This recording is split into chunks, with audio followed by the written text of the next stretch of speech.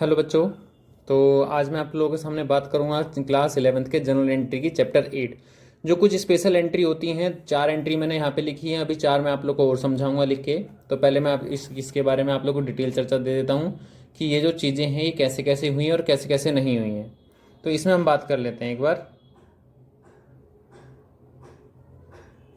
ठीक है, देखो सबसे पहले है कि एक्सपेंस। बच्चों एक्सपेंस हमारा देखो दो तरीके से हो सकता है, एक आउटस्टैंडिंग और एक प्रीपेड।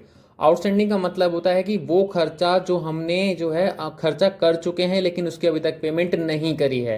और प्रीपेड एक्सपेंस वो होता है जो हम खर्चा अभी तक नहीं हुआ है और हम एडवांस में उसकी पेमेंट कर चुके हैं। इसमें हमने अभी तक पेमेंट नहीं करी है आउटस्टैंडिंग में, और इसमें हम एडवांस में पेमेंट कर चुके हैं। बच्चों यही दो केस यहाँ पे आके उल्टे बन जाते हैं। जो इनकम होती है कि एक्रूड इनकम का मतलब होता है कि इनकम आप लोगों की बन चुकी है लेकिन अभी तक आप लोगों को रिसीव नहीं हुई है। वहीं अगर बात करके चले इनकम रिसीव इन एडवांस की, तो वो इनकम जो आप लोगों की एडवांस मिल चुकी है लेकिन आपने अभी तक उसके बदले में कोई भी काम नहीं किया। फॉर एग्जाम्पल कि मैं आप लोगों से ट्यूशन की फीस एडवांस ले लेता हूं लेकिन मैंने अभी तक आपको उसके बदले नहीं पढ़ाया है, तो उसे बोलेंगे इनकम रिसीव इन एडवांस। ठीक है, तो मैं आप लोग को लॉजिक बताऊंगा कि एंट्रियां डेबिट क्यों हुई, क्रेडिट क्यों हुई, इसका लॉजिक क्या था वो सुनेंगे। तो सबसे पहले आउटस्टैंडिंग, मैंने आपको बताया कि ड्यू बट नॉट पेड, अभी तक पे नहीं किया। तो बच्चों खर्चा तो बन चुका है ना हमारा, तो expense account debit to outstanding salary. Expense debit क्यों हुआ? क्योंकि बच्चों एक्सपेंस का नेचर हमारा क्या होता है, डेबिट होता है, इसलिए उसके बढ़ने पे डेबिट होगा। टू आउटस्टैंडिंग सैलरी लिखो या आउटस्टैंडिंग एक्सपेंसेस भी हो सकता है। Salary account debit to outstanding salary और expense account debit to outstanding expenses. अब ये क्या है, ये बच्चों हमारी पर्सनल हो जाती है, और पर्सनल हमारी जब इंक्रीज करती है लाइबिलिटी तो हमारी क्या बन जाएगी वो, यानी कि बढ़ने पे क्रेडिट हो जाएगी।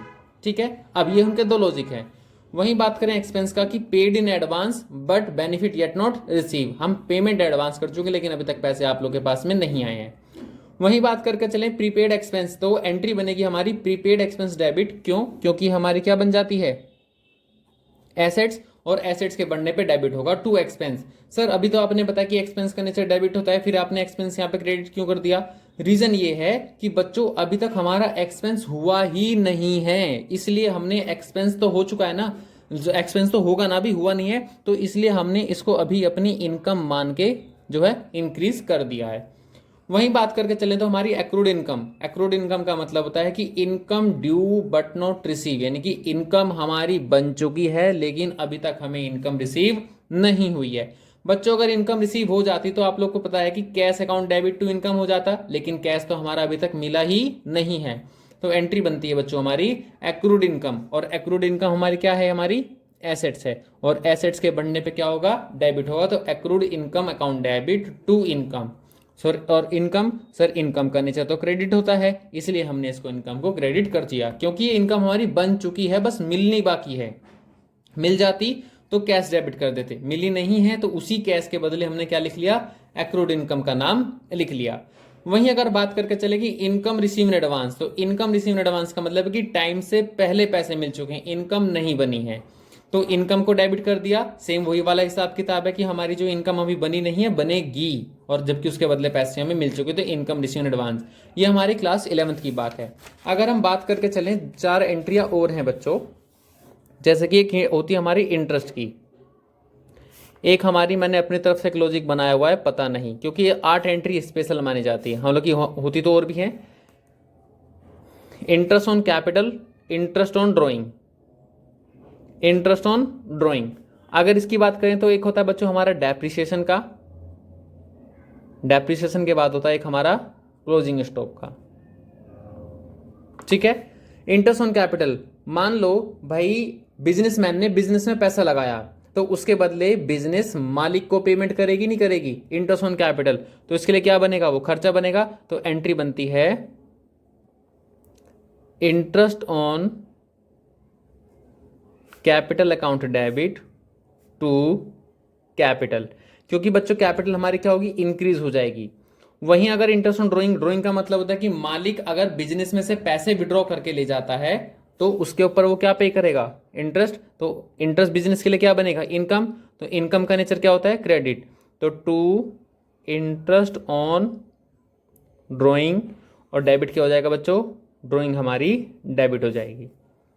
ठीक है, और वहीं अगर हम डेप्रिसिएशन की बात करके चलें तो डेप्रिसिएशन हमारे लिए क्या है, खर्चा है, और खर्चा हमारा क्या होता है, डेबिट। तो एंट्री बनेगी डेप्रिसिएशन अकाउंट डेबिट टू, और डेप्रिसिएशन बच्चों लगता किसके ऊपर है, फर्नीचर के ऊपर या एसेट्स के ऊपर, तो furniture to machine to plant, जो भी जिस चीज के ऊपर भी डेप्रिसिएशन लगा है वो हमारा क्या हो जाएगा, क्रेडिट हो जाएगा।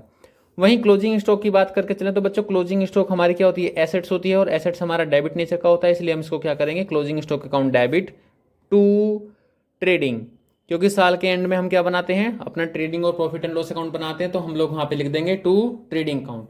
तो कुछ इस तरीके से एंट्री हमारी बनती है बच्चों। अभी 2-3 एंट्री और हैं, वो और मैं आप लोगों को जरा बता देता हूं। एक होती है बैड डेब्ट्स की।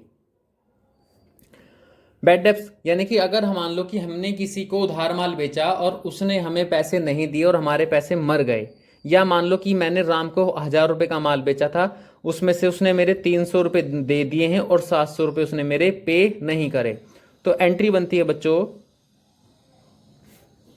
Cash account debit. कितना कैश आया था मेरे पास, 300 रुपए का आया था, कैश अकाउंट डेबिट, और बैड डेब्ट्स मेरा नुकसान है, तो एंट्री बनती है मेरी बैड डेब्ट्स अकाउंट डेबिट 700 रुपये टू ABC, जो भी कुछ है पार्ट उसका नाम आ जाएगा, जैसे कि मान लो राम है तो टू राम, कितने रुपए, 1000 रुपये। आज हमने उसका नाम क्रेडिट करके उसका अकाउंट अपनी बुक्स ऑफ अकाउंट से कैसा कर दिया बच्चों, खत्म कर दिया।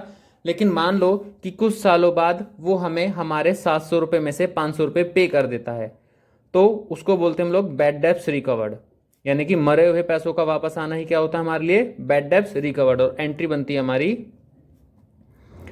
Cash account debit to bad debts recovered. Sir लेकिन यहाँ पे तो राम ने पैसे दिए तो राम आना चाहिए ना बच्चों, यही स्पेशल वाली बात है कि राम का अकाउंट तो मैं अपनी बुक से कब का क्लोज कर चुका हूं, तो अब तो सिर्फ मरे हुए पैसे जब आते हैं तो उसका नाम क्या लिखा जाता है, हमें बैड डेब्ट्स रिकवर्ड लिखा जाता है। ठीक है बच्चों। वहीं अगर हमारी एक्सपेंस की एंट्री होती है, ठीक है, जैसे कोई भी हमने एक्सपेंस पे किया और बिल्कुल ऑन टाइम पेमेंट करी, एक्सपेंस पेड, सैलरी हो, रेंट हो, XYZ कुछ भी हो, तो उसकी एंट्री बनती है आप लोग की expense account debit, expense account debit to cash, जिससे ही मैंने पेमेंट करी, कैश से करिए, कैश से, अगर चेक से करिए तो हमारी क्या आ जाएगी बच्चों, बैंक आ जाएगा हमारा। तो इसी तरीके से मेरी कुछ सारी की सारी एंट्री पास होने वाली हैं।